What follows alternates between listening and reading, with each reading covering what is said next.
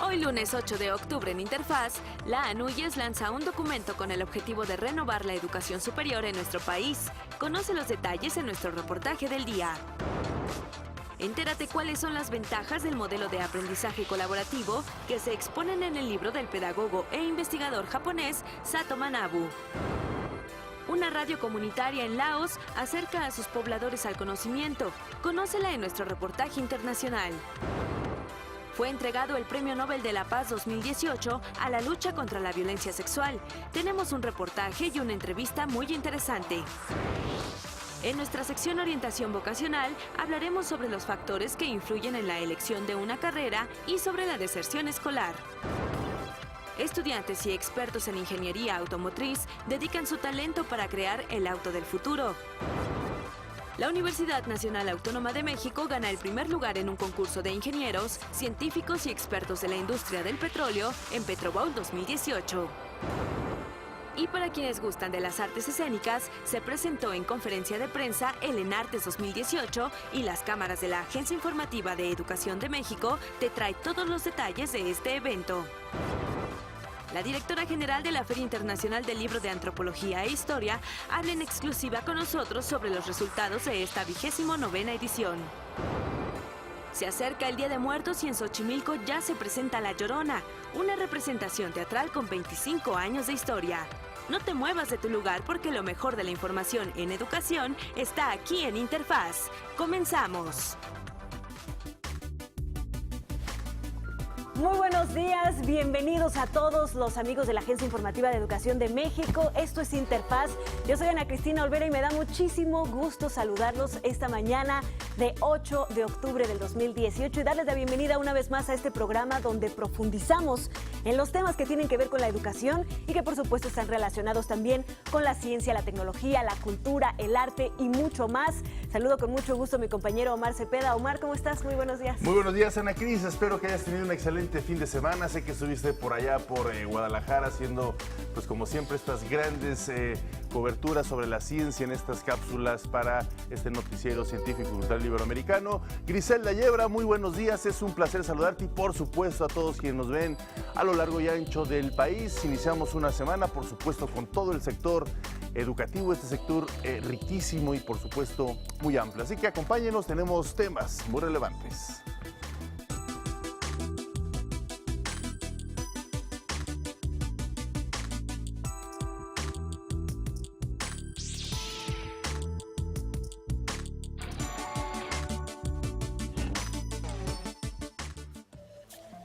La Organización de las Naciones Unidas para la Educación, la Ciencia y la Cultura dispone de un mandato en educación superior y así facilita la elaboración de políticas en esta materia.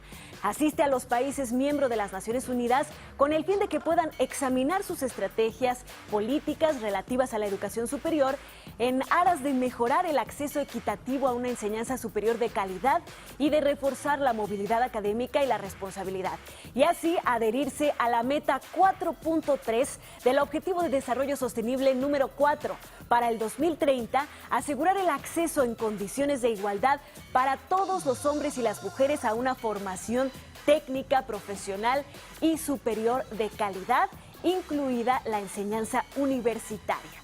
Esto es esencial de cara a los retos que plantea la cuarta revolución industrial. Aunque parece que solo implica cambios tecnológicos, los cambios vendrán de todo tipo de actividades humanas, sobre todo en el ámbito educativo. Entre los cambios a corto plazo se encuentran en la propuesta de empleo, que implica desigualdad en los ingresos y horas de trabajo, entre varios otros. Y es que es probable que en el 2025 140 millones de empleos sean ocupados por empleados informáticos, es decir, inteligencia artificial y por supuesto robots. Todo indica que la inteligencia artificial y el Internet formarán una mancuerna que se ligará al Internet de las cosas, creando un vínculo tan fuerte que será complemento inseparable de la industria 4.0. Por lo tanto, países que enfoquen su oferta de educación superior en estas áreas serán los protagonistas de esta nueva revolución industrial. Otras iniciativas para hacer frente a esta situación incluyen a la comunidad de educadores para la cultura científica. Es un grupo de adhesión libre y gratuita de la Organización de Estados Iberoamericanos para la Educación, la Ciencia y la Cultura, la OEI, a través de Iberciencia, que se abrió en julio del 2009.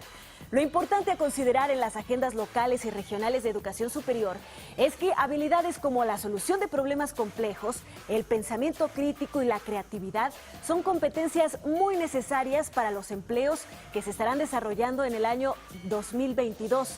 Esto según las investigaciones del Foro Económico Mundial. Y es que el Departamento del Trabajo de los Estados Unidos estima que el 65% de los estudiantes que hoy están en la universidad estarán empleados en trabajos que hoy no existen. ¿Estamos listos para esto? Pues vaya paradigmas que nos acabas de plantear, Ana Cristina. Muy interesante esta reflexión sobre la inteligencia artificial, estas revoluciones dentro de la información y por supuesto la tecnología. Vamos a ver qué sucede a lo largo de estos años o a lo corto de estos años, depende de cómo lo quiera ver. Bueno, pues la SANUYES, el organismo que agrupa a las principales instituciones de educación superior públicas y particulares de México, recientemente lanzó una propuesta con el objetivo de renovar la educación de este nivel escolar en nuestro país. Vamos a ver de qué se trata en nuestro reportaje del día. La Asociación Nacional de Universidades e Instituciones de Educación Superior, la ANUYES, con 68 años de existencia, tiene desde su inicio una tarea categórica. Agrupa a las 191 instituciones públicas y particulares más importantes del país. Estas instituciones en su conjunto atienden a casi el 60% de la matrícula nacional de licenciatura y posgrado, y desarrollan el 90% de la investigación científica del país. Se trata de una organización no gubernamental que tiene como objetivo fungir como interlocutor de la educación superior ante el Estado para el diseño y la implantación de políticas públicas orientadas a la educación superior, la ciencia, la tecnología y la innovación en México. Este año la organización emitió el documento Visión y Acción 2030, que desarrolla la propuesta de la ANUYES para renovar la educación superior en México. Es un documento que tiene el propósito, como una parte de su título lo dice, de diseñar propuestas y buscar la concertación de esta nueva generación de políticas públicas para impulsar el cambio institucional. Producto de una amplia consulta y de la contribución de todas las instituciones de educación superior asociadas, este documento destaca la necesidad de un cambio estructural. La naturaleza de una propuesta como la que se hace en el documento requiere, pues, por un lado del conocimiento, de socializar ampliamente las propuestas, pero también de la participación y del consenso de las comunidades académicas. Las propuestas planteadas toman en cuenta, en primera instancia, el contexto socioeconómico global, a fin de responder a una realidad que incluye incertidumbre social, política y económica. La educación, el desarrollo de la educación, el proyecto educativo nacional debe atender esta realidad. La sociedad está en el umbral de la cuarta revolución industrial, un proceso complejo que demanda la formación de profesionistas de excelencia. Con un proceso de globalización enorme y de transformación y de convergencia tecnológica que está cambiando la forma como vivimos, cómo nos relacionamos y cómo el sector productivo está en transformación constante, ¿no? Las instituciones educativas deben entonces incrementar su capacidad de adaptación y su creatividad para adecuarse a las condiciones del entorno y a los cambios en el mercado laboral. De acuerdo con el análisis de la ANUYES, los avances en las tecnologías digitales, físicas y biológicas están modificando las necesidades de aprendizaje y las habilidades cognitivas y socioemocionales que requieren los egresados de la educación superior.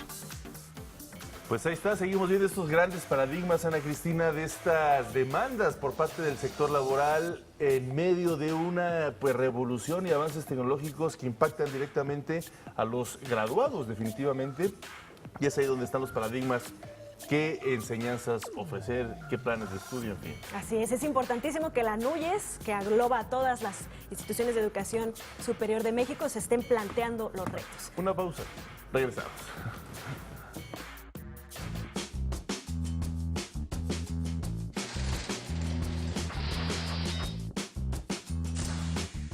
En 1974, Quintana Roo y Baja California Sur se erigen como estados libres y soberanos.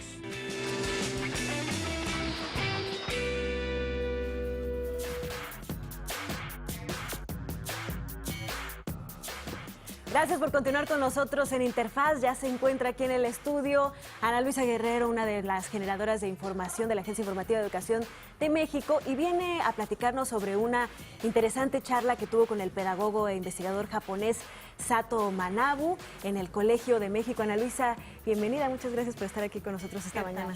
Bienvenida, Ana Luisa, un placer tenerte nuevamente. Gracias, buenos días a ustedes y al auditorio. Pues sí, en esta ocasión vamos a hablar de la presentación de este libro que se llama El desafío de la escuela. Se trata de, pues, del compendio de una serie de experiencias que el pedagogo japonés Sato Manabu ha realizado a lo largo de 30 años.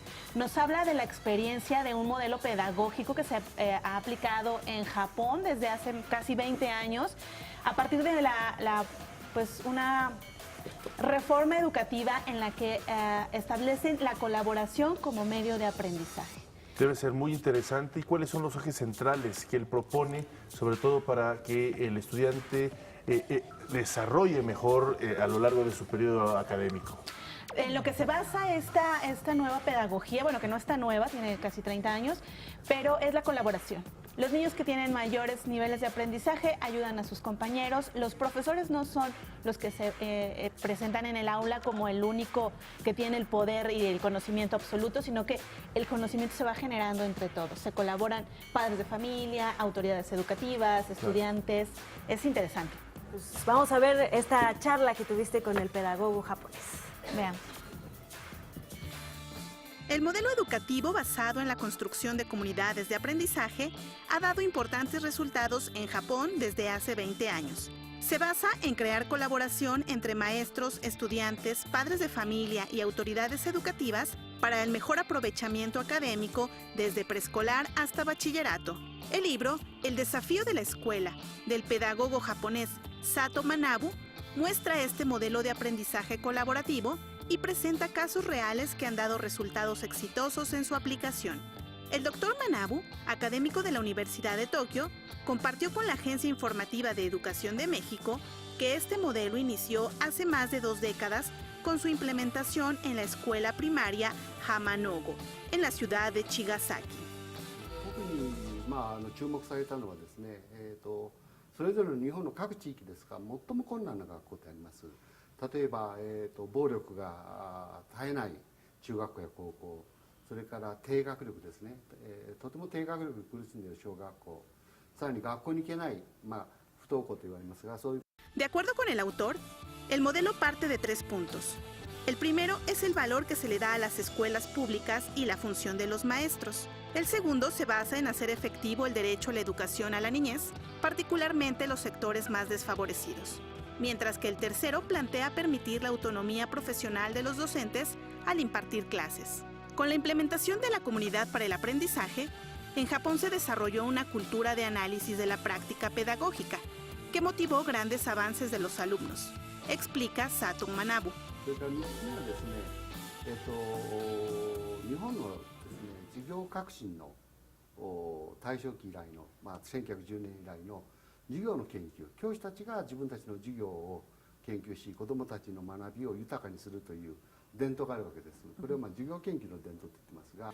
Desde hace 40 años, el doctor Manabu ha visitado más de 3.500 escuelas en Japón y más de 30 en diversos países, de las que ha identificado las prácticas de enseñanza-aprendizaje que le han permitido diseñar estrategias de mejora. El académico destaca que la tecnología permite que el conocimiento esté más accesible.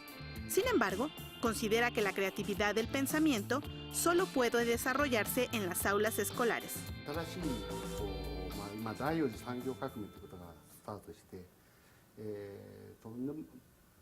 非常に大きな IT 技術が社会を全体を変えようとしています。でその中で一番懸念されるのは社会から阻害される人々が増えてくるのではないか、貧富の差が拡大していくのではないか。そして Actualmente, este modelo está presente en más de 3.000 escuelas, de las cuales 360 son aulas modelo. En los últimos 15 años, comenzó a aplicarse en países asiáticos como Corea, China, Tailandia, Hong Kong, Singapur, Indonesia y Vietnam, integrándose a una política de Estado de reforma educativa. La obra El desafío de la escuela fue publicada por el Colegio de México. Con esta traducción al español, suma su consulta a la de 8 idiomas más.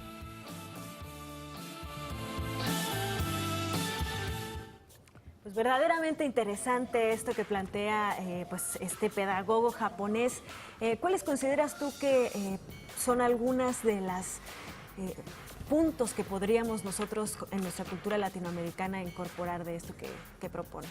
Bueno, uno de los aspectos fundamentales de este planteamiento es que los profesores están en constante transformación, es decir, van aprendiendo, comparten sus experiencias, entre ellos mismos las evalúan y se dan cuenta si están funcionando, si no funcionan, hacen una retrospectiva y yo creo que esto es importante. Les permiten a los profesores la libertad de mover sus clases de acuerdo a las necesidades del grupo. Claro, algo muy importante que creo que destacas en tu reportaje y que comenta el mismo doctor japonés que entrevistaste es la posibilidad que tuvo o la capacidad que tuvo de viajar prácticamente a miles de escuelas en todo lo que es Japón, pero también hay un caso que vi ahí en el índice, el hecho de cómo aplicaría la educación en una isla pequeña, ¿no? Eso quiere decir que lo que decías, esta búsqueda de generar una comunidad entre todo lo que es el sistema educativo permite adaptar o adecuar en cada una de las características, si es una zona rural, si es una zona urbana, si es una isla, como lo propone ahí mismo, si son comunidades pequeñas o grandes, matices a partir del aprendizaje, algo que es todo un reto, me imagino. Sí, de eso se trata, de estar sumando esfuerzos. La pregunta expresa de ¿este modelo se puede aplicar en nuestras comunidades latinoamericanas? Y dice que sí. Ha tenido mucho éxito en países asiáticos, sin embargo, por esta versatilidad del modelo, puede aplicarse indistintamente en cualquier país, ¿no? Claro. Sí, y justamente en ese sentido iría mi pregunta o comentario, Ana Luisa, pues parece que está muy arraigado a la cultura japonesa y asiática, que sabemos tiene particularidades muy específicas como la extrema concentración, el rigor, la excelencia absoluta. Y bueno, ¿cómo podría adaptarse a una comunidad más laxa como la nuestra, ¿no? Pues sí, precisamente esa es la cuestión, el hacer que la educación sea un proceso de aprendizaje en comunidad, no solo el profesor al frente del aula, sino todos participan y en realidad el conocimiento se está compartiendo entre todos. Claro, pues muy bien, Ana Luisa, muchísimas gracias, interesante esta plática, gracias por este trabajo. Vamos a hacer una breve pausa, regresamos con más temas, esto es Interfaz.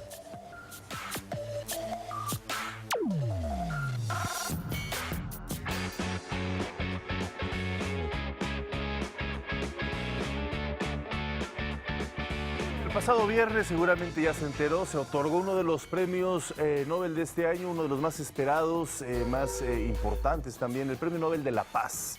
En esta ocasión, el galardón se entregó a dos involucrados en la lucha contra la violencia sexual, el ginecólogo congoleño Denis Mukwege y la activista yazidí Nadia Murad. El Comité Noruego del Nobel otorgó el Premio Nobel de la Paz de este año a Denis Mukwege, ginecólogo de la República del Congo, y a Nadia Murad, una activista iraquí de derechos humanos y sobreviviente de la esclavitud sexual del Estado Islámico. Esto por su trabajo para poner fin al uso de la violencia como arma sexual. The Norwegian Nobel Committee has decided to award the Nobel Peace Prize for 2018 to Denis Mukwege and Nadia Murad for their efforts to end the use of sexual violence as a weapon of war and armed conflict. Both laureates have made a crucial contribution to focusing attention on and combating such war crimes. Mukwege ha dedicado su vida a defender a las víctimas de violencia sexual en tiempos de guerra. Asimismo, junto con su equipo, ha tratado a miles de pacientes que fueron víctimas de esos conflictos, ha condenado la impunidad de las violaciones masivas y ha criticado al gobierno del Congo y de otros países por no hacer lo suficiente para parar la violencia sexual. Así reaccionó el médico congoleño tras darse a conocer el anuncio.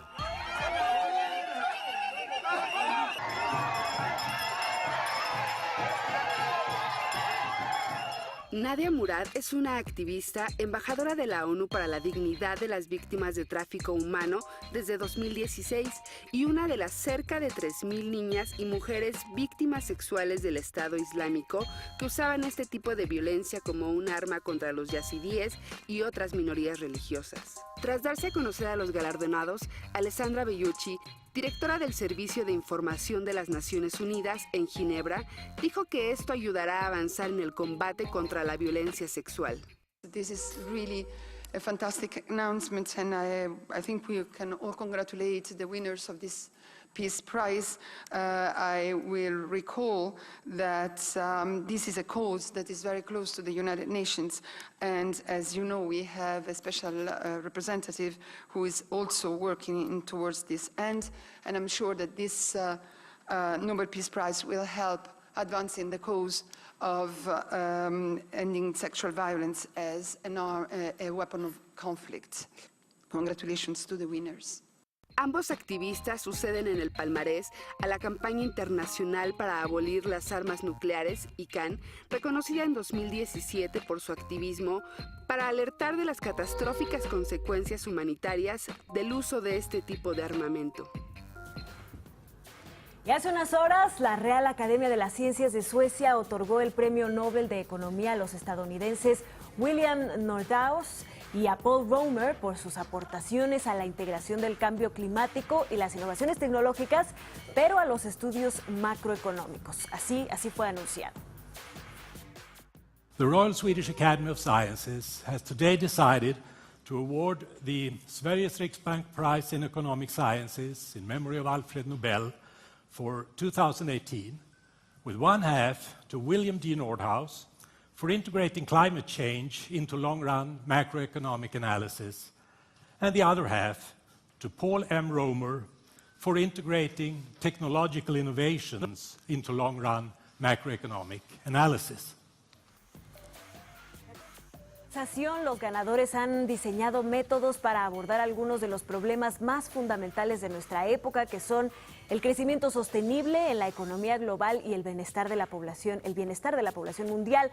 Por ello, sus investigaciones son consideradas la base de lo que hoy es conocido como la teoría del crecimiento endógeno, que generó múltiples investigaciones sobre las regulaciones y políticas que incentivan la investigación y la prosperidad a largo plazo. Mañana estaremos platicando mucho más a fondo sobre este último de los premios Nobel entregados en este año, el Premio Nobel de Economía, así que no se lo pierdan.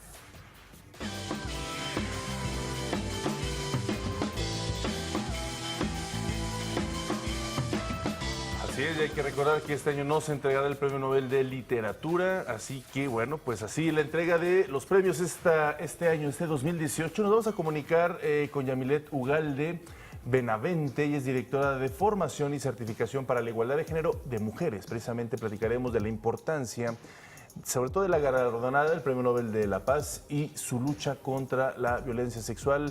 Muy buenos días, gracias por estar con nosotros para poder platicar sobre este importante reconocimiento. Desde su perspectiva, doctora, me gustaría preguntarle qué significado encuentra usted para al menos concientizar de que en el mundo este es un problema grave, el del abuso contra las mujeres. Muy buenos días a ti y a todo el auditorio. Efectivamente, el reconocimiento de estos premios Nobel que tienen una doble vertiente, por un lado reconocer el trabajo que ha hecho el doctor, el ginecólogo, y por otro lado el trabajo de activista que hace la Nadia Murad, la activista iraquí. Dos caras de la misma moneda sobre un mismo problema, que es la violencia sexual, que es un problema, y esa es justamente la importancia que tiene este reconocimiento, que releva, que hace público, que da un pie y un aporte importante a la conciencia mundial sobre un problema que es grande, que vive en todas nuestras sociedades, la mexicana incluida, y sobre todo sobre un problema que tiene que ver con el ámbito de lo privado, pero también de todos los aspectos de la vida pública, como en este caso que es el reconocimiento de la violencia sexual como arma de guerra, ¿no? Es decir, porque en el caso, por ejemplo, de la chica, de la activista iraquí, hay todo un tema, han señalado las noticias en relación al mercado de seres humanos, de la violencia, y toda una fundamentación moral sobre la secta de los yazidíes a la que ella pertenece y que es juzgada y catalogada como mujeres infieles, y por lo tanto se legitima la violencia sexual, la violación concretamente, como una manera de castigo y de sanción a pueblos que se resisten al dominio iraquí, fundamentalmente de ISIS, ¿no? Claro. Claro. Directora, me da muchísimo gusto saludarla, la saluda con mucho gusto Ana Cristina Olvera. Yo le preguntaría, bueno, hemos visto un tinte bastante peculiar en esta entrega de los premios Nobel, pues tuvimos a una galardonada en el premio de Química, en el premio de Física, y ahora pues el premio de la Paz se va también a una actividad que es en salvaguarda de las mujeres. Vamos a hacer una breve pausa, si nos puede esperar unos minutos, y al regresar, ojalá y nos pudiera dar su perspectiva sobre esto que le estoy comentando. Muy bien, muchas gracias. Hacemos una...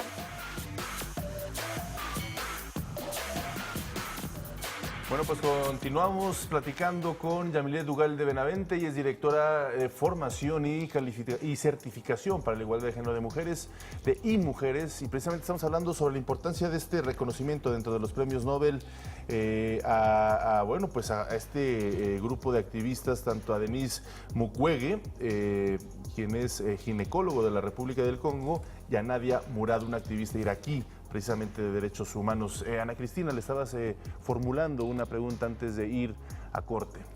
Así es, directora, pues como le comenté, me llama mucho la atención que en esta ocasión los premios Nobel pues reconocieron primero a 2 científicas en los Nobel de Química y de Física, y el premio de la Paz pues se va directamente a una causa en favor de las mujeres, obviamente con muchos tintes diferentes. Sin embargo, creo que se está dando un mensaje contundente. No sé si usted es de la misma opinión que yo. Sí, por supuesto, yo creo que es un mensaje contundente en el reconocimiento del tema, pero también en el reconocimiento del aporte que las mujeres hacemos al mundo, no solo del cuidado y de la vida doméstica, sino también al mundo de la ciencia, de la economía, de la política, de la física, como ha sido, digamos, en este caso.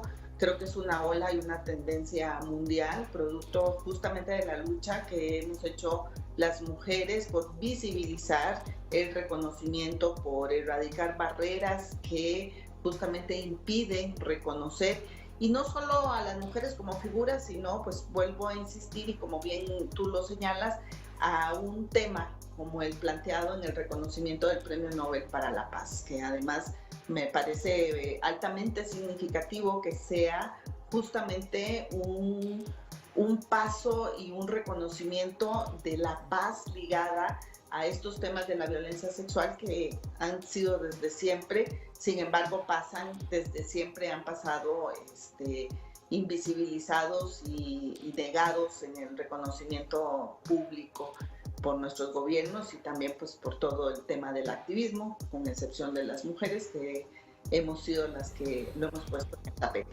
Claro. Desde su perspectiva, su expertise, los estudios que usted ha logrado ver o hacer, ¿cuáles son las principales características, los principales elementos que se encuentran en nuestra sociedad? Puede ser la mexicana o las distintas sociedades mundiales que precisamente generan este tipo de violencia sexual o de algún tipo de violencia contra las mujeres.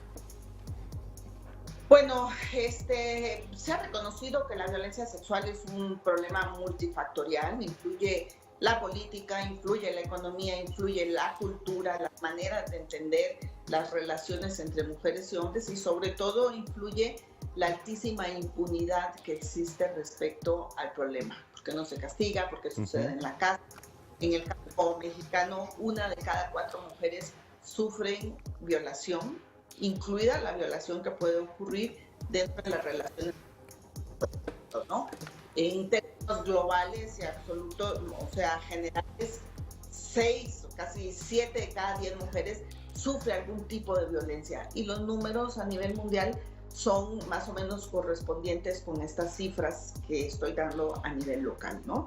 En el caso del feminicidio, por ejemplo, que es una de las síntomas de la violencia extrema que ha sufrido nuestro país y que la conocemos porque tuvimos el antecedente de Ciudad Juárez, porque sabemos por las noticias de las alertas de género, etcétera, que bueno, que se trata también de formas extremas en las que las sociedades y las formas de resolver los conflictos de la vida cotidiana, pero también de los conflictos sociales y de relación y los conflictos culturales sobre las identidades, pues no tenemos muchos mecanismos y fácilmente acudimos a la violencia y acudimos a las maneras de negar y de sobreponerse sobre la masculinidad, digamos, sobre distintas formas de la feminidad, que son hacia mujeres, pero también hacia grupos que se relacionan con las mujeres, como otro tipo, digamos, de violencia, de crímenes de odio, grupos homosexuales, etc.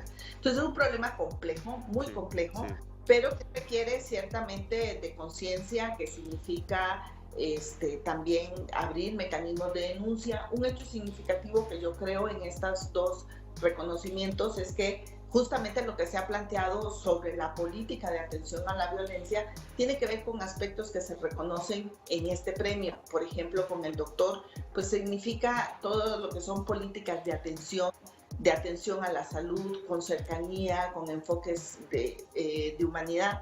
Claro que aquí se dan en un contexto de un estado débil, etcétera, pero se supone que los servicios de salud tendrían que proporcionarnos a nuestras víctimas de la violencia sexual, en el caso mexicano, pues toda una sensibilidad de atención, de no revictimización, de comprender en qué circunstancia ocurren los hechos sin antes ser catalogados o ser planteados como resultado de las propias provocaciones que las mujeres pudiéramos hacer o de la falta de cuidado que las mujeres pudiéramos tener. Entonces es un problema, una problemática compleja. En este caso eso queda resaltado, como se resalta también la importancia del activismo.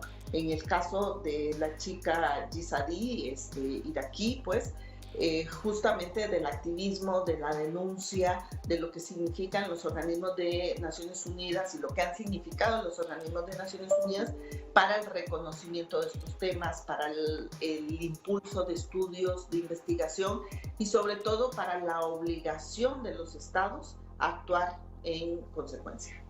Claro.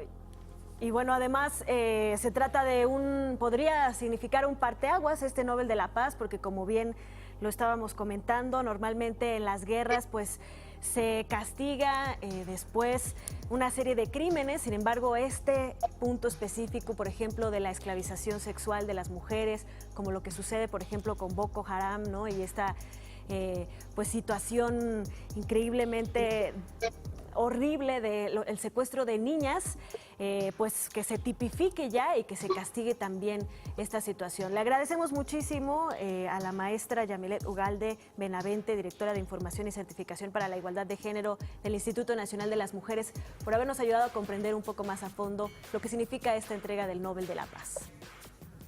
Con mucho gusto, muchas gracias a ustedes por la oportunidad. Gracias, muchas gracias también a ustedes por habernos acompañado esta mañana y por supuesto mantener la comunicación, porque creo que también es importante por parte de los medios de comunicación reflexionar al respecto y ponerlo siempre sobre la mesa. Muchísimas gracias. Mucho gusto. Pues vamos a hacer una pausa y regresamos con más temas. Esto es Interfaz.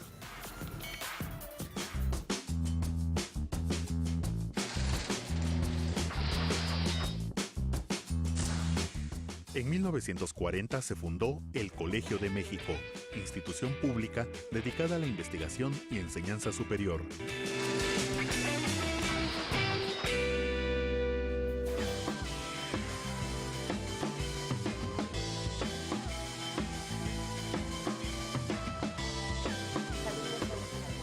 Pues ya estamos aquí, no nos pudimos aguantar a iniciar la charla porque llegamos a la sección de Interfaz, en donde si ustedes tienen una duda de cómo orientar a los jóvenes de su casa para elegir la mejor carrera posible, o si tú eres un joven y no sabes bien qué carrera elegir, pues nosotros aquí todos los lunes tenemos una sección de orientación vocacional, donde además de ofrecerles pues diferentes opciones de estudio en diferentes instituciones públicas y privadas, también les decimos tips de cómo poder encontrar esa guía que están buscando. Y el día de hoy tenemos el gusto de recibir en el estudio que nos acompaña otra vez la licenciada Valeria Magdalena Garduño Caballero. Ella es orientadora juvenil de la Dirección de Servicios Estudiantiles del Instituto Politécnico Nacional, nada más y nada menos. Y estábamos platicando cómo esta cuestión de la orientación vocacional no solo es pues como ayudar existencialmente a los jóvenes, sino que es clave para el éxito de una institución educativa. Exactamente. Muchas gracias por la invitación nuevamente. Es un gusto estar por acá de nuevo. Al contrario. Y justamente, bueno, obviamente el estudiante es el elemento clave para cada institución. Para nosotros es nuestra prioridad, es nuestro objetivo clave. Justamente todas las actividades y servicios que realizamos en el área pues van enfocados para su ingreso y su permanencia dentro del instituto, y todo obviamente con un gran éxito. Claro. Sí, muchas veces existe la idea o la tendencia de que, bueno, termina una carrera, gradúate y ya después puedes hacer lo que quieras con tu vida, ¿no? Muchas veces es una reflexión que se hacen los padres con los jóvenes. Pero me gustaría preguntarte, ¿por qué es importante no solo terminar una licenciatura, sino ser asertivos en el momento de elegir una licenciatura o una ingeniería? ¿Qué le proyectaría si se elige de esa forma adecuada al joven en su futuro después de haber terminado la carrera?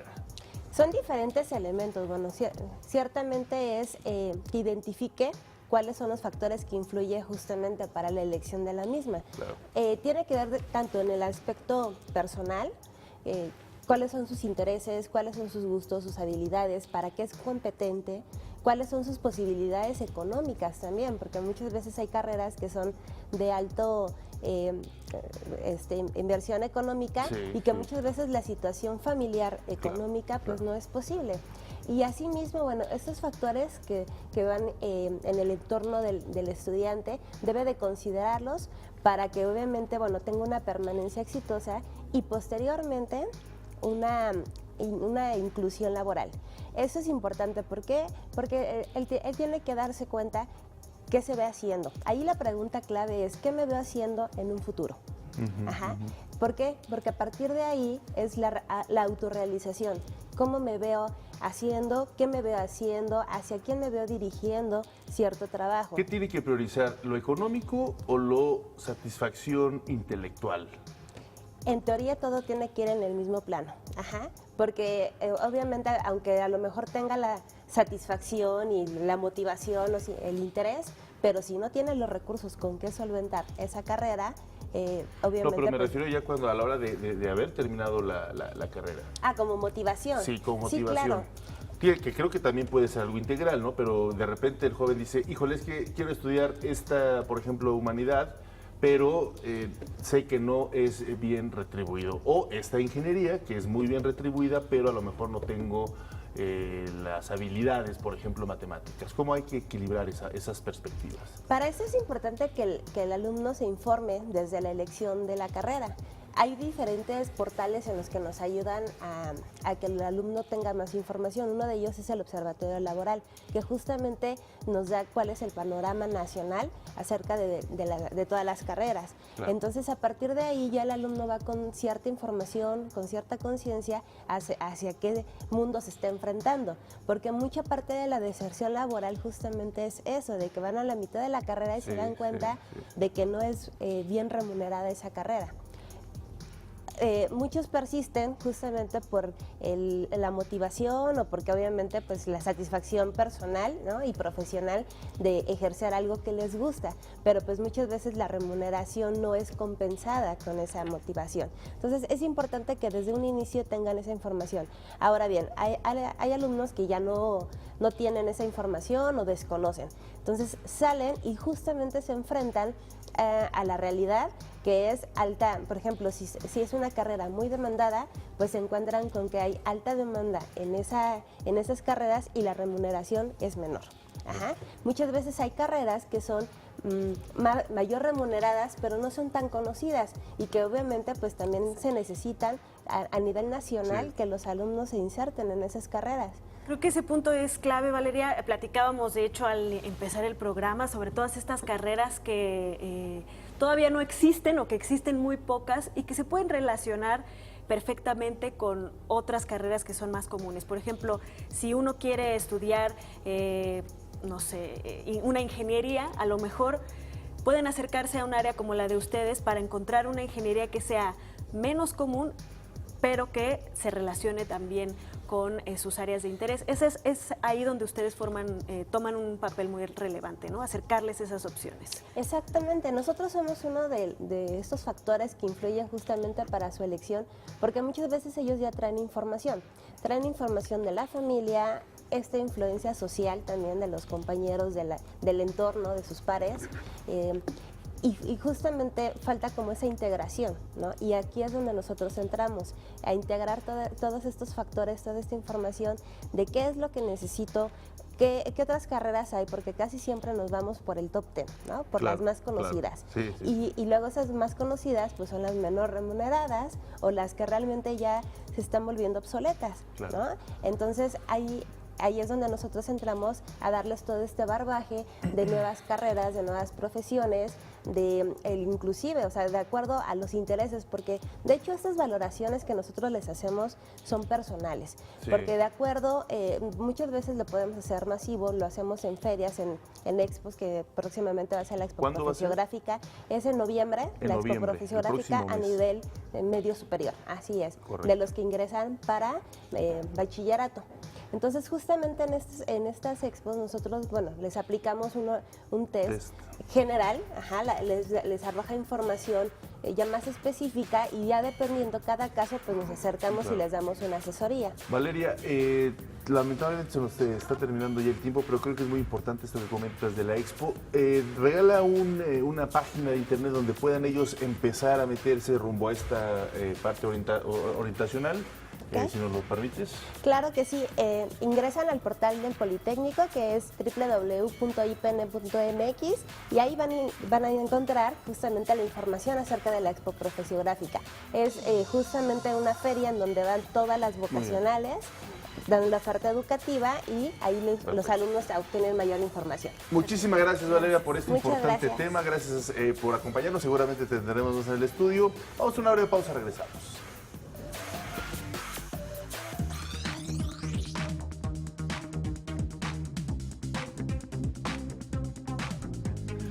Y hoy en nuestra sección de movilidad académica nos comunicamos con Iván Evangelista. Él es, pues gracias al programa de capacitación de estudiantes de escuelas normales públicas en Canadá 2017 pudo realizar parte de sus estudios. Él está en el Estado de México. Muy buenos días, es un gusto saludarte, Iván. Buenos días. Platícanos qué tal te pareció esta experiencia, el haber estado en Canadá.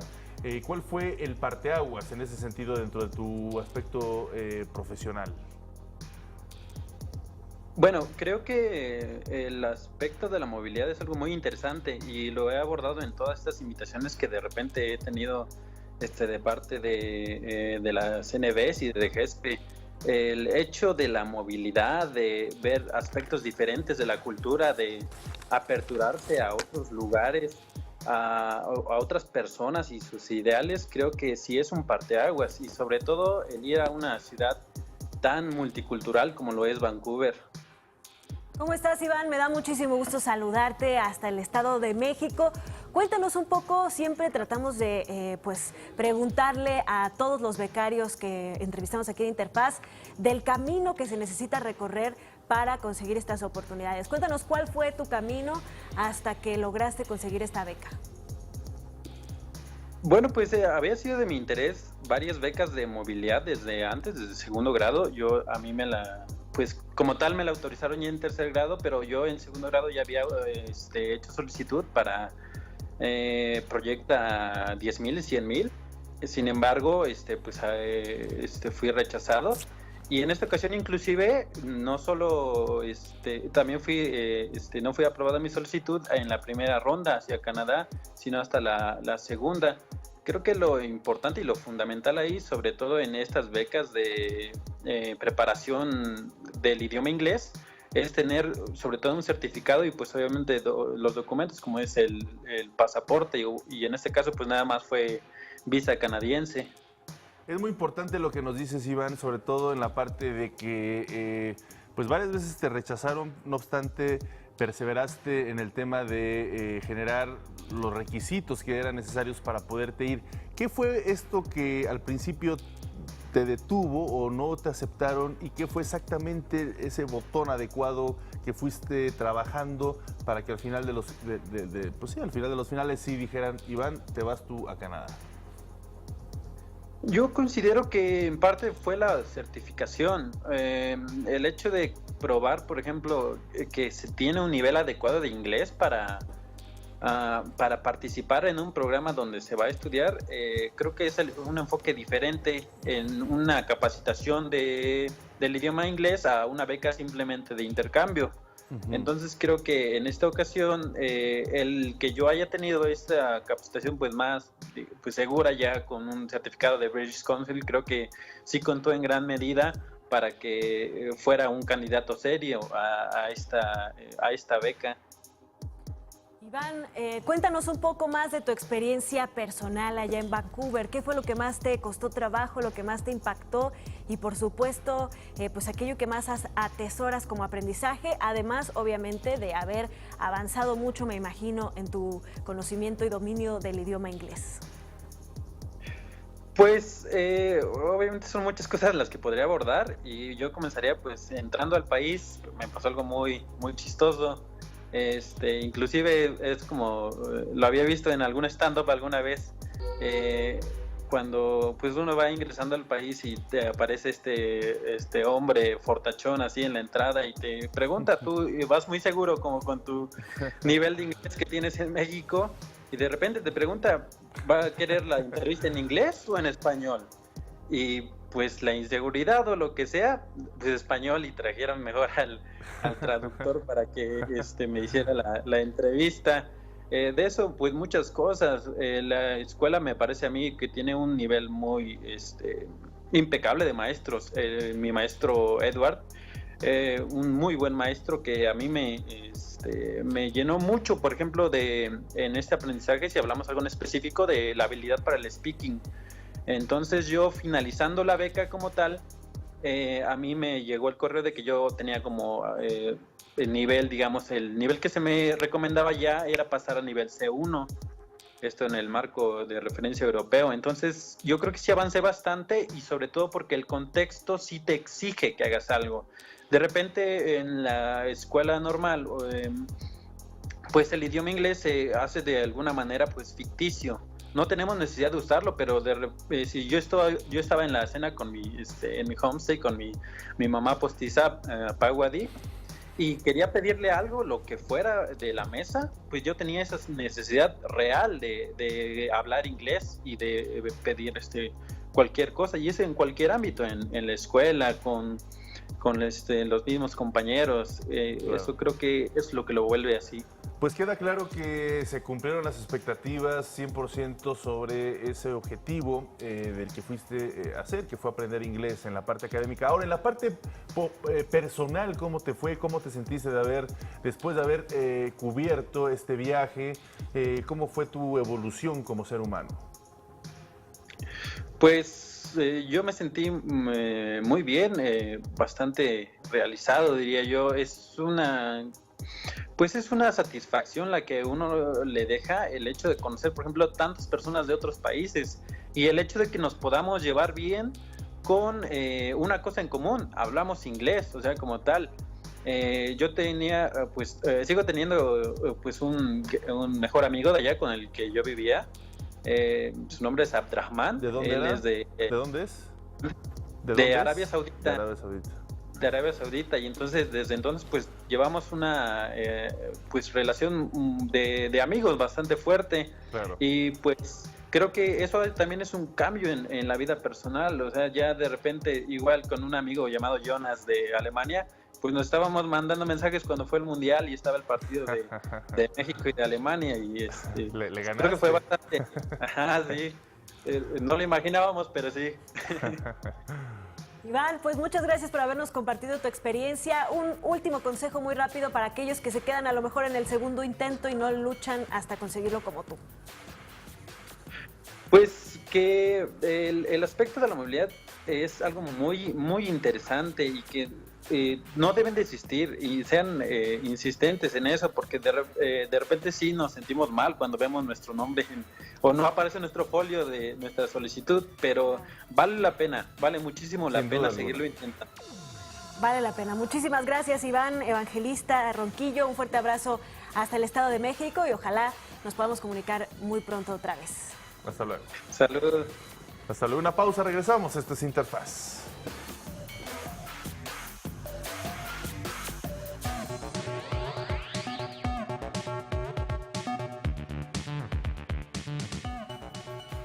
Gracias por continuar con nosotros en Interfaz. Llegó la parte de la ciencia de nuestro programa. Y es que diversidad, innovación y progresividad son los elementos que se conjugan para la creación del auto del futuro. Veamos de qué se trata esto en la siguiente nota. México es un país pionero en la industria automotriz. Grandes empresas transnacionales han instalado fábricas para el ensamblaje de sus vehículos en distintos estados del país, gracias a que se cuentan con profesionales capacitados para esta labor. En este sentido, investigadores y estudiantes de todo el mundo y de México trabajan para desarrollar autos del futuro. Para ello, siguen 3 líneas: la diversidad, la innovación, pero la más importante, la progresividad. Esto se refiere a que estamos transitando de la producción de autos de autos con motores de combustión interna a los autos, utilizando como energía la gasolina, después el etanol en algunos casos y más recientemente a los autos eléctricos que combinan, a los autos híbridos que combinan tanto motor de combustión interna como motores eléctricos. Los autos eléctricos e híbridos son tan solo el inicio de las innovaciones en la industria. Incluso actualmente las grandes compañías tecnológicas fabrican vehículos autónomos. Pero todo esto sería posible con la colaboración entre dichas compañías con las ideas innovadoras de los jóvenes estudiantes. Algunos desarrollan prototipos de vehículos inteligentes, sustentables y eléctricos. Estas ideas las han llevado, me ha tocado en lo particular ser parte de esto. Hemos efectuado algunos congresos, seminarios internos en el clúster de Querétaro, en Guanajuato, donde se han reunido empresarios del ramo, empresarios obviamente académicos y gente de gobierno para la toma de decisiones. Ahí, por ejemplo, se han hecho acuerdos entre gente empresarios de la autoparte que están poniendo atención en este tipo de prototipos. Esto es un potencial tremendo que se está desarrollando en México. Es por ello la importancia de tender puentes de colaboración entre las compañías y las universidades para que juntos puedan superar los retos de la industria automotriz. Actualmente hay en las empresas automotrices y en las universidades hay programas que se les llama Escuela Industria. Escuela Industria son programas que se le llaman de educación dual, donde una parte de la currícula se lleva en la empresa, donde toman clases de robótica, mecatrónica y otras materias que directamente las observan en el interior de la planta. Algunas instituciones ya implementan un método de educación en el que el alumno puede ingresar a una compañía y poner en práctica sus conocimientos, e incluso les brinda la oportunidad de obtener empleo una vez concluidos sus estudios. Se trata de una medida de ganar-ganar, tanto para la empresa como para el estudiante. Educación, sistemas duales de entrenamiento y vinculación con la industria. Entonces, ¿qué significa esto? Significa que nosotros podríamos hacer diseños curriculares y acuerdos con las industrias específicas para, por ejemplo, un semestre o un año, voy a decir un año completo del currículo de los estudiantes que se lleve a cabo dentro de la industria por profesores y universitarios, pero en coordinación con ingenieros de la industria. Entonces el estudiante lleva su capacitación adentro de la industria y el científico y el profesor mexicano, trabajando con ellos, empiezan a resolver y atender problemas reales Esto le ayuda a la industria y le ayuda a los estudiantes. Expertos consideran que es indispensable que los alumnos tengan acceso a redes de investigación para que desarrollen todo su potencial en su vocación. Hay que buscar más oportunidad de trabajar como redes entre emprendedores, innovadores mexicanos y centros de investigación para encontrar cosas como el auto mexicano, como sistemas de movilidad alternativos mexicanos, como dispositivos de desplazamiento para adaptados a las necesidades de los mexicanos de acuerdo a las condiciones de salud, enfermedad de poblaciones específicas.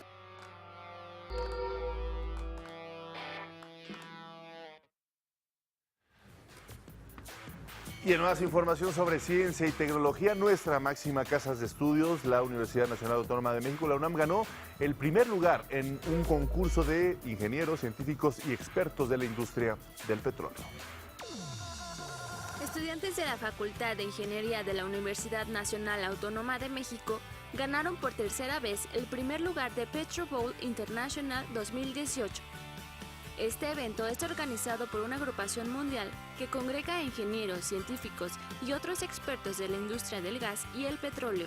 Es una experiencia única el poder tener la oportunidad de representar a tu universidad a nivel internacional en un concurso de conocimientos de tu carrera. En este caso, la carrera de Ingeniería Petrolera es una experiencia muy bonita, que las otras universidades sepan que la UNAM es de las mejores en la carrera. El equipo, conformado por 7 alumnos, compitió contra más de 100 universidades de todo el mundo, con un marcador final de 274 puntos para el equipo de la UNAM, contra 96 de Louisiana State University de Estados Unidos. Los mexicanos se llevaron la victoria. Estar ahí enfrente y pues ya ganarles es una experiencia que no se puede explicar. En entrevista con la Agencia Informativa de Educación de México, el capitán del equipo, Marcos Emiliano López Jiménez, nos platicó sobre su experiencia en el evento. Yo llevo con mi segundo año en el concurso. El año pasado formé parte del equipo que ganó en San Antonio, Texas, nuestro segundo campeonato. Para este año volvimos a repetir la hazaña con un tercer campeonato.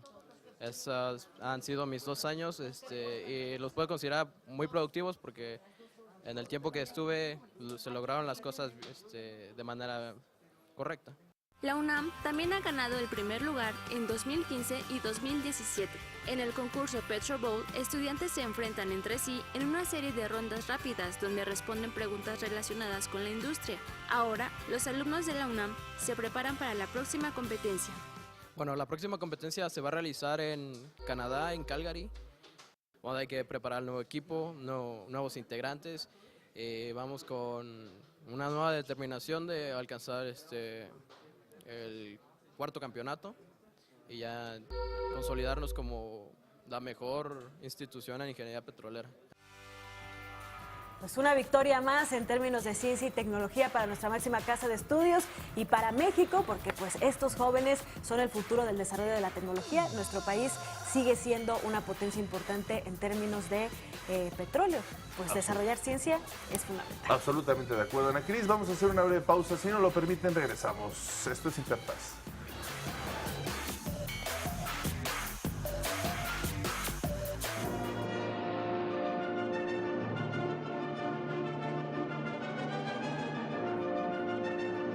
Llegamos al bloque dedicado a la cultura y al arte y a continuación le presentamos información sobre un interesante encuentro que está dedicado a las artes escénicas y que es organizado por el Fondo Nacional para la Cultura y las Artes, el FONCA.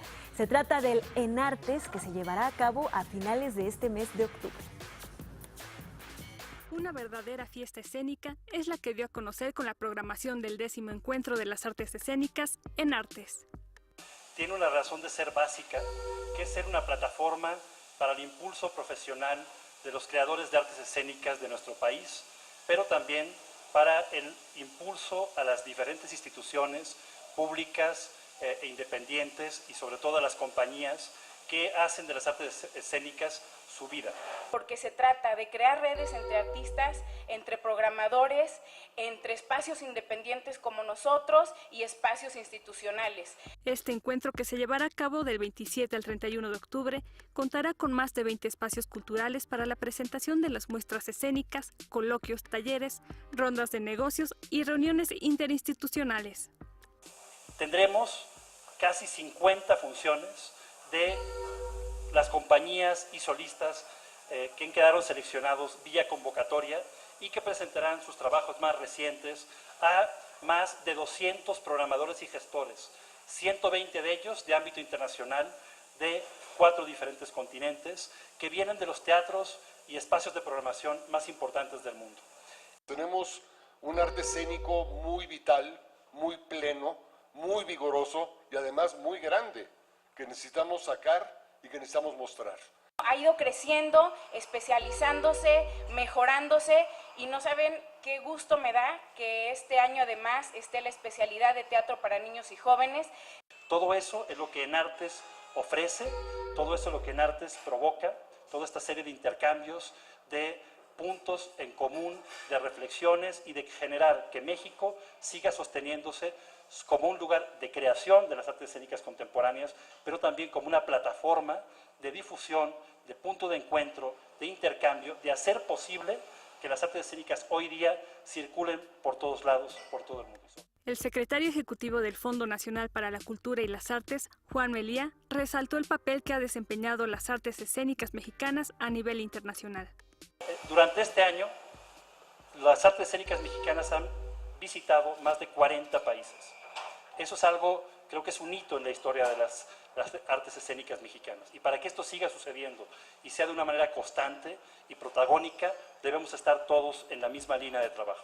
La Secretaría de Cultura, a través del FONCA y Enartes, ha impulsado a la fecha a más de 400 creadores y grupos escénicos de nuestro país. A la vez, funge como vínculo entre artistas y promotores a nivel nacional e internacional. Para consultar la programación de las propuestas artísticas, ingrese a la página fonca.cultura.gov.mx/Enartes. Y uno de los mayores exponentes en el diseño de moda de nuestro país, Ricardo Seco, mandó un mensaje de motivación a los estudiantes de arte, arquitectura y diseño que se dieron cita en la Universidad de Monterrey en el encuentro UDESAC.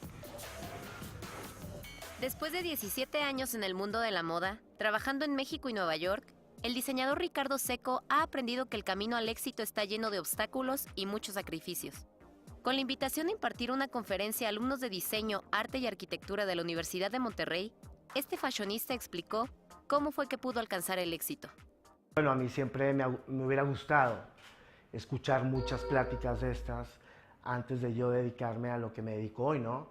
Porque pues a mí me tocó pasar por muchas cosas que creo que cuando alguien las comparte puedes tú preparar a esa persona para que no sea tan fuerte el camino, ¿no? Y bueno, pues al final, como dice esta plática, ¿no? Ponerle su propia identidad a lo que cada uno quiera hacer. Este creador invita a los estudiantes a que se atrevan a hacer las cosas y que no permitan que los no que van a escuchar a lo largo de su formación y ejercicio profesional les impidan creer quiénes son ni de lo que son capaces. El hacer lo que uno ama tiene una gratificación que es muy distinta y que lo vas entendiendo y que no tiene nada que ver con el dinero, ¿me explico? Yo tuve la suerte de trabajar primero 10 años como empresario. Yo fui director general de una agencia banal, imagínate. Entonces nada que ver con lo que hacía yo ahora, pero mi pasión siempre ha sido hacer moda y pues por lo que yo escuchaba, pues como que no me atrevía, ¿no? Ricardo Seco se graduó como licenciado en Relaciones Industriales, pero asegura que siempre tuvo pasión por la moda. Ha cumplido su sueño de presentarse en las pasarelas más reconocidas a nivel mundial y que artistas internacionales utilicen sus diseños. El influencer es clave en todo lo que está pasando, ¿no? En todo lo que son redes sociales y todo eso, que también son nuevas formas de que tu trabajo también sea negocio, ¿no? Siento yo que cuando logras hacer que sea negocio, pues creo que es el clímax de algo increíble, ¿no? Imagínate que te paguen por hacer lo que te gusta, pues es lo que todos quisiéramos. El diseñador, que se distingue por poner el nombre de México en alto, al ser el tema principal en sus colecciones, comentó que al principio la crítica fue dura, ya que al no tener una formación sólida como diseñador, la gente juzgaba sus creaciones. Era muy difícil estarle dando explicaciones a la gente de que pues tú haces lo que tú quieres y como tú quieres, ¿me explicó? Y la gente, ay, no es diseñador porque no estudió, entonces no. Creo que la gente es cuando la gente es real y se comunica, se conecta y hace lo que quiere y a su forma. Creo que entre más tu trabajo sea como eres tú, más vas a lograr conexión con la gente, ¿no? Él cree que en la moda se vale todo, y como creativo se da cuenta que conecta con las personas, pues su identidad es lo que lo distingue del resto. Pues interesante lo que vemos en materia de pues el arte, el diseño, en fin, todas estas estructuras que siempre se ven en las universidades y que los jóvenes a veces tienen dudas, ¿no?, de si entrar o no entrar en ello. Sí, es muy fácil a lo mejor ver a estas figuras muy exitosas en el ámbito internacional, consagradas. Sin embargo, conocer a fondo cuál es su camino, pues también nos enfrenta con la realidad. Todo requiere disciplina, todas las carreras, así que nada por arte de magia nos llevará al éxito personal, individual, en fin, lo que uno pretenda llegar. Vamos a una pausa, regresamos al final de Interfaz.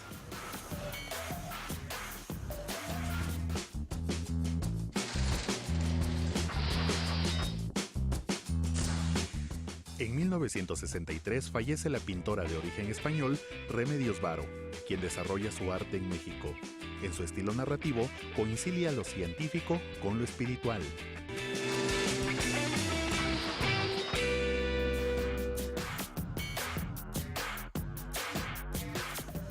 Hoy concluye la Feria Internacional del Libro de Antropología e Historia y en entrevista exclusiva para la Agencia Informativa de Educación de México, su directora Ana Bustillo Campos nos habla sobre los resultados de esta 29ª edición. A lo largo de 29 años, la Feria Internacional del Libro de Antropología e Historia se ha consolidado como un espacio lleno de cultura y reflexión vinculado con la labor que ejerce el INA, lo cual genera una enriquecedora convivencia entre autores y lectores. Ana Bustillo Campos, directora de esta feria, comenta que están complacidos con los resultados de esta 29ª edición. Estamos muy contentos porque ha salido estupenda, y la gente está muy contenta, los expositores, la gente que viene, los foros académicos que estamos realizando están saliendo muy bien. Todo el mundo está saliendo muy satisfecho y nosotros también. A pesar de que todas las actividades son relevantes, destaca la conmemoración de 80 años de la Escuela Nacional de Antropología e Historia, foros académicos, entre ellos uno sobre música tradicional, y la exposición de El Códice Maya de México, Eslabón, Fuente y Testigo. En esta edición se cuenta con la participación de 74 editoriales privadas y de diferentes instituciones como la de la Universidad Nacional Autónoma de México. Hemos tenido afluencia de gente, pero más enfocado a chicos de primaria, de secundaria, de prepa. Incluso nos han visitado algunas, monjitas que vienen a recorrer o parte de lo que es nuestra Feria del Libro. Y visita de extranjeros, que esos son los que nos han estado visitando aquí. Guadalupe Maya Gómez, encargada del stand de documentación y estudios de mujeres AC, comparte la importancia de esta asociación en donde se publican autobiografías a fin de sensibilizar a la sociedad mexicana de la realidad de su población femenina. Somos una asociación civil y nos dedicamos a invitar a todas las personas, a todas las mujeres en general, a que participen en un concurso que hacemos cada 2 años, en años nones. Las invitamos a que participen con su propia autobiografía. El mejor texto que llega a la empresa tiene un premio económico de 100,000 pesos. Ella comenta que es generalmente en ferias como esta donde invitan a las mujeres al concurso Premios de MAC, que se realiza cada 2 años. Actualmente, este editorial cuenta con 163 títulos. Un año pertenece a mujeres en general y otro a mujeres en reclusión. Aproximadamente tenemos 800 títulos Traemos temas como de historia, de arte, literatura, algunas colecciones de nuestra dependencia, que es Libros UNAM. Ana Bustillo dijo que los estudiantes e investigadores son el público que camina por la explanada del museo visitando las diferentes editoriales, y los extranjeros se van totalmente satisfechos con lo vivido en el evento. Es una excelente opción, otra de las ferias del libro que se realizan en nuestro país, que ofrece una gama diferente de publicaciones que nos acercan pues a todo lo que tiene que ver con la investigación en antropología e historia, así que vale la pena hoy, que es el último día, pues todavía adentrarse. Y vaya museo que quienes no han tenido la oportunidad, muchos hemos ido siempre en la parte escolar, siempre nos envían a poder recorrer este gran recinto. Pero créame que es para irlo a recorrer y recorrer todas las veces que se tenga oportunidad. No se recorre en un par de horas, ni mucho menos. Incluso a veces te puede llevar hasta 2 o 3 días para dar con toda la claridad informativa que existe, además de su gran arquitectura, uno de los museos más importantes que hay en América Latina y más hermosos. Mañana, Ana Cris, les traeremos una cápsula muy interesante. Ya llegó otra vez el periodo en poder ir a ver este montaje en escena de La Llorona en los lagos de Cuemanco, al sur de la Ciudad de México, allá por Xochimilco. Un evento en verdad que vale mucho la pena. Mañana les tendremos más información al respecto. Sí, toda esta tradición tan arraigada y tan rica que pues vamos a estar celebrando durante octubre y noviembre, sí. Los días de muertos, todas estas leyendas que son tan características de nuestro país y que tienen un gran valor cultural. Claro, y hoy es 8 de octubre, pero vamos a empezar a ver pues ya toda la temporada de Día de Muertos tan rica en nuestro país. Por supuesto, la agencia les tendrá muchos reportajes, mucha información al respecto, porque es parte intrínseca de la educación y la cultura de nuestro país. Muchísimas gracias por acompañarnos este inicio de semana. Un gusto, como siempre, estar con ustedes. Mi nombre es Omar Cepeda y, por supuesto, nos vemos mañana con más. Ana Cris. Así es, Omar. Yo soy Ana Cristina Olvera. También nos despedimos de Griselda Yebra, quien nos permite comunicarnos con ustedes a través de la lengua de señas mexicana. Y les recordamos que tenemos una cita toda la semana a las 9 de la mañana en Interfaz y que pueden seguir los contenidos en las redes sociales. Búsquenos como AIED MX, Agencia Informativa de Educación de México. Chao.